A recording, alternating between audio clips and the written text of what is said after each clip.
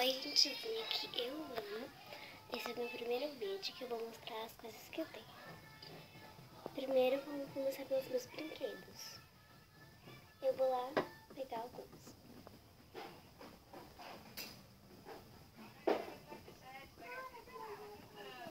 Aqui é a minha Emília. Ela mexe o bracinho.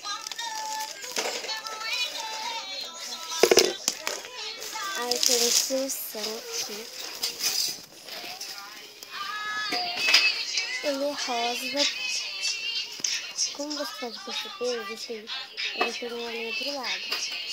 Ele tem um sorrisinho e ele é todo rosa. Pra você ver.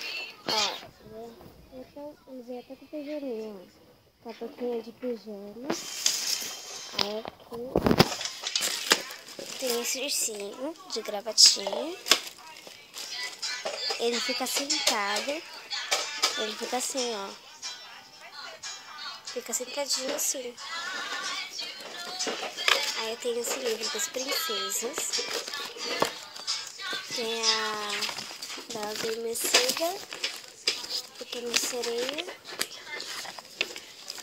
Vem com o jogo.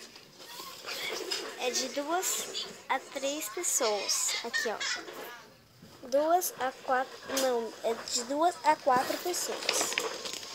Aí tem a história da Branca de Neve e da Cinderela. Aí a capa vem. Aí vem com um quadro mágico que você escreve e depois apaga. Aí vem escrito aqui. E não é recomendada para menores de 3 anos.